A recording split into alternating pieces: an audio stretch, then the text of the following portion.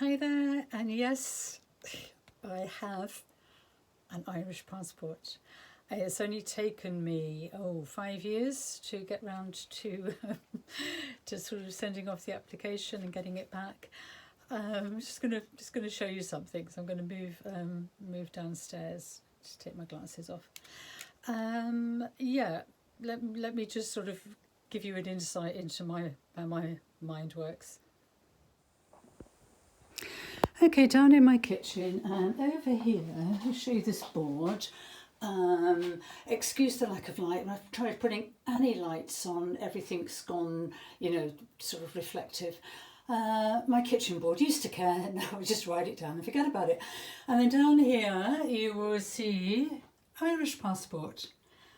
Okay, and that's been on there for over 5 years. Let me show the next thing. Head just round this way to the other end of my kitchen, and here we have a board that you probably can't read. Again, excuse the light, nothing seems to be working. Never put off until tomorrow what you can do the day after tomorrow.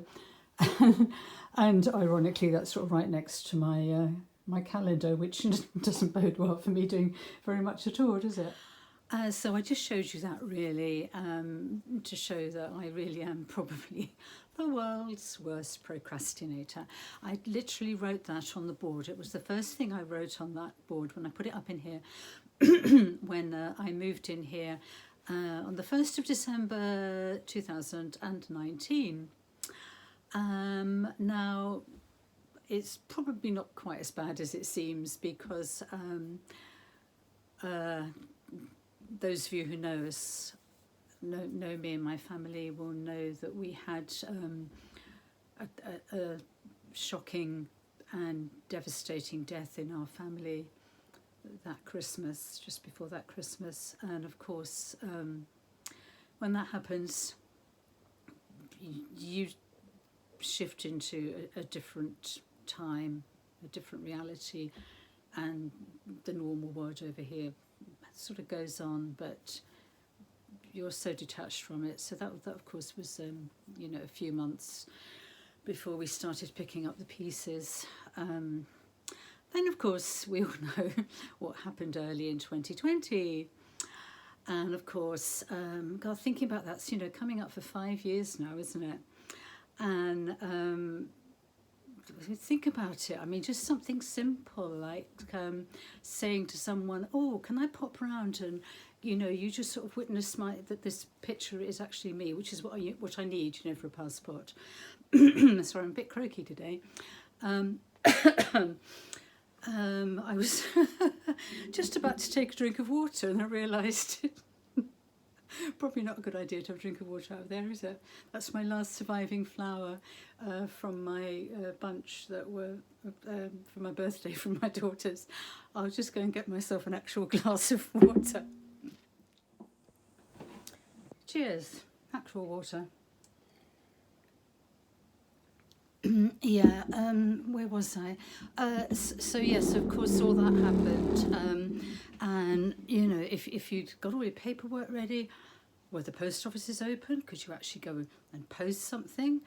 And if you posted it and it was going overseas, like this, obviously my passport would be going to Dublin, were there any planes flying so that it would get there? And was anybody working in any of the offices? So yeah, so really that took out, quite a chunk of time. And the reason it had gone on my to-do list at that point was, of course, because of Brexit. So those of us living in the UK, difficult travelling to Europe at all. So I am now the proud owner of an Irish passport, and I'm entitled to one because both my parents are Irish. They were born in Ireland, grew up in Ireland, they married in Ireland. They came over to London in 1951. Now you only actually need one parent to be Irish to get an Irish passport, but my daughters would also be entitled to, but they have to get some sort of certification first, but they'd be entitled to. So yeah, it now gives me the freedom that if I'm house sitting in Portugal or anywhere else, that I can stay for longer than 90 days. You do have to sort of register at that point if you're, but it's straightforward if you're an EU citizen. And if eventually I do decide to buy a place over there, then it'll be nice and straightforward for me. So yeah, I'm really pleased that I finally got that. And I thought I'd just talk briefly, if anybody's interested, if anybody's entitled to an Irish passport, to sort of talk you through the process, because it was really quite straightforward. I mean, when I looked at it, you know, after all that time had passed, when it was difficult to do much, and I thought, oh God, I've got to have an original birth certificate for my mother, an original marriage certificate. Oh my God, I can't. How do I do this? So that then put it off for a few months while I thought about that. But actually, it's really straightforward to get a registered official copy of an original certificate. You just apply online.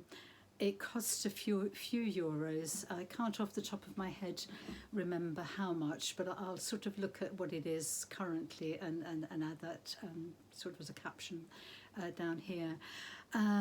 So I finally got around to that. And then I started worrying about, one thing I worried about is the fact that I don't use my married name, dropped that as soon as I got divorced, don't use my maiden name. Anyone who saw a couple of my early videos will have an understanding of why I don't use my maiden name. I use my mother's maiden name.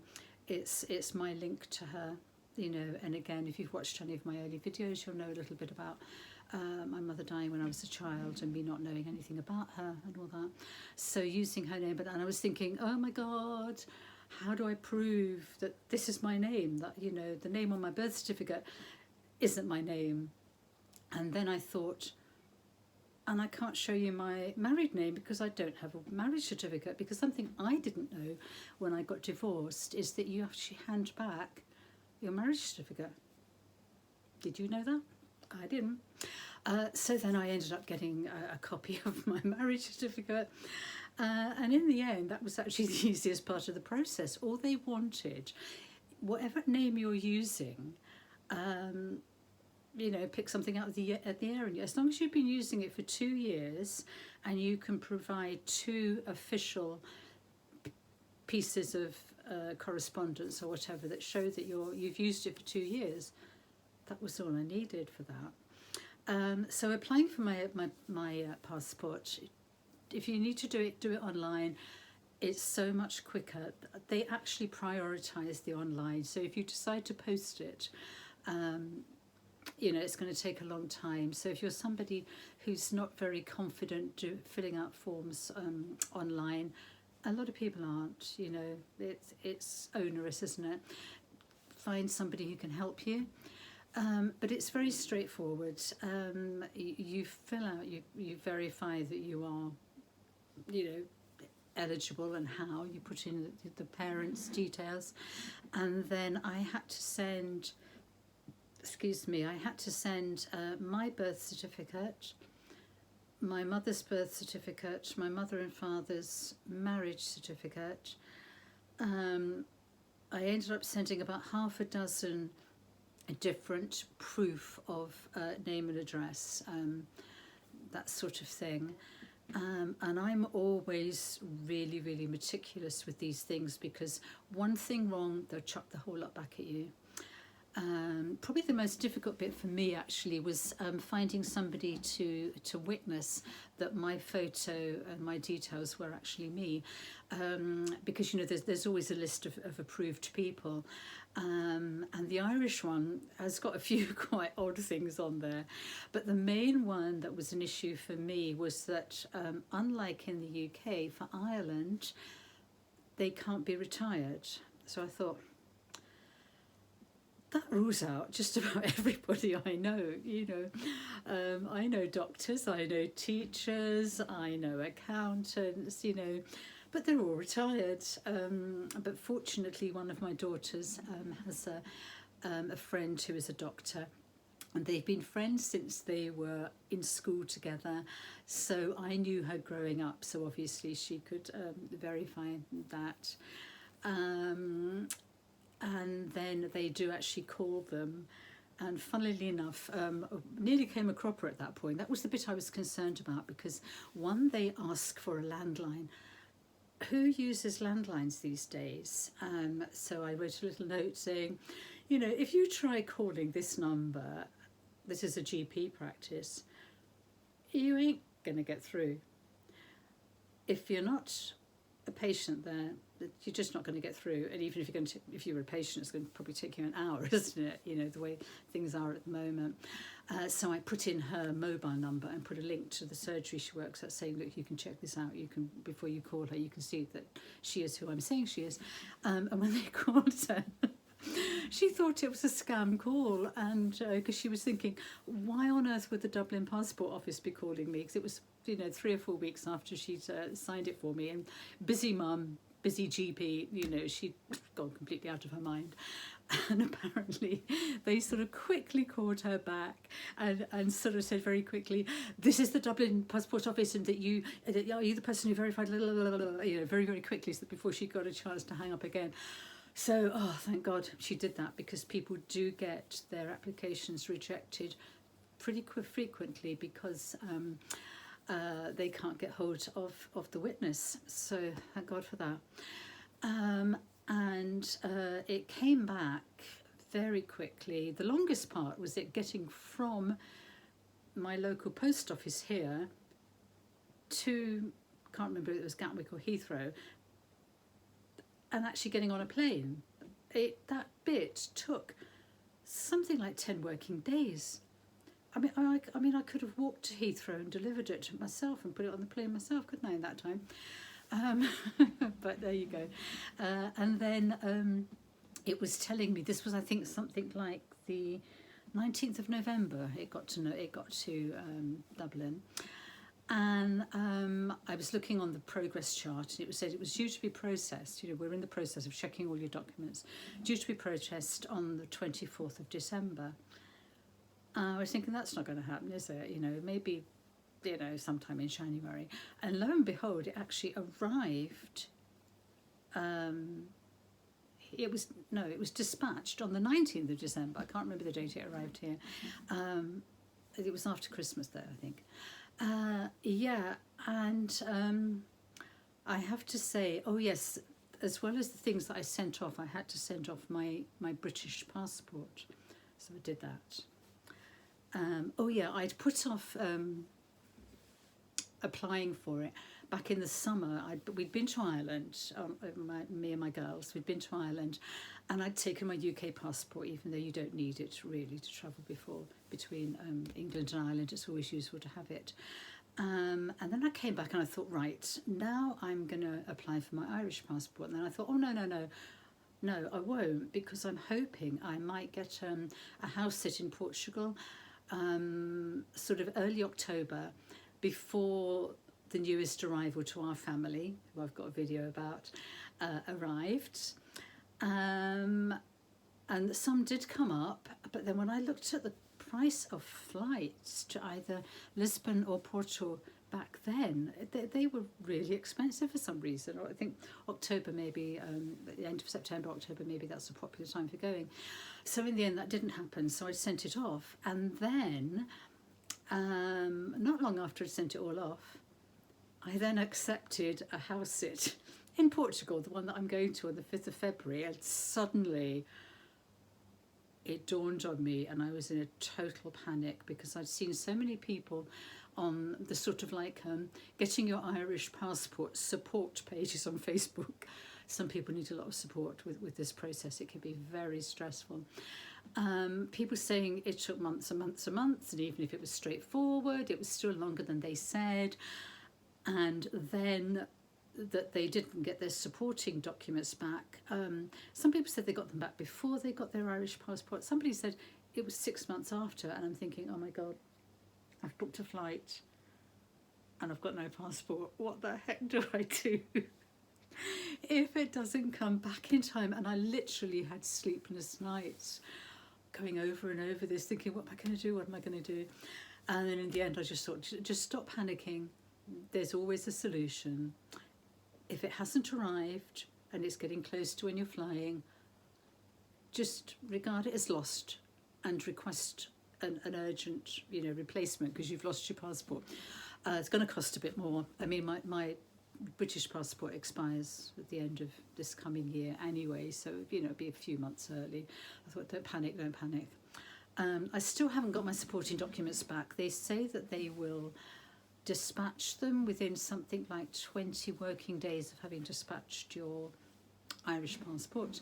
So hopefully they will turn up. But if they don't, I can just travel on my Irish passport. And something else I was going to say is that travelling on 2 passports, it's really straightforward. You basically, as long as you leave a country or enter a country and then leave or enter the other way on the same passport, you're absolutely fine. So the best thing to do would be that I will fly out of London using my British passport, and when I return I will come into London using my British passport. When I arrive in Portugal, I will use my Irish passport, sail through the EU gates. See you on the other side, all you Brits. And then when I leave Portugal, I will use that one as well. The important thing to remember, of course, is that when you're entering your passport details on your flight booking, to make sure you're putting the right one into the right flight. Okay. I think that's probably all I want to say, really. So this is just a bit of a waffle, I suppose. But if anybody, wants any information on applying for Irish passport from the UK, I don't know. It's not intrinsically, sort of essentially any different from anywhere else, but the things you'll need probably are. I don't actually know. But if you're wanting to do it from the UK, it was incredibly straightforward. It was quick. As long as you send absolutely everything they have asked you for, and you make sure that all your proofs are on, official headed paper, you're going to be fine. Just make sure everything is there. I also make sure that everything is actually in the order that they have been listed in all the information. And I also put little tabs on, because I've sent off about 6 different pieces of stuff with my name and address on, proving different things. As I said, I had to put in extra for my change of name, even though I've actually been using the same now since 1997, I think, when me and my husband finally went our separate ways.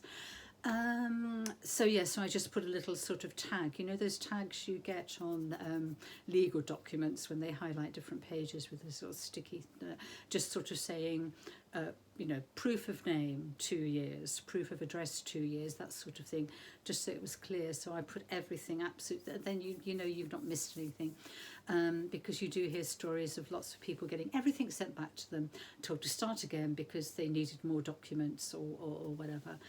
But no, it was really straightforward, and I am looking forward to once again travelling as an EU citizen. Okay, and Happy New Year to everybody, and I will speak to you soon, probably. Okay, thank you for watching.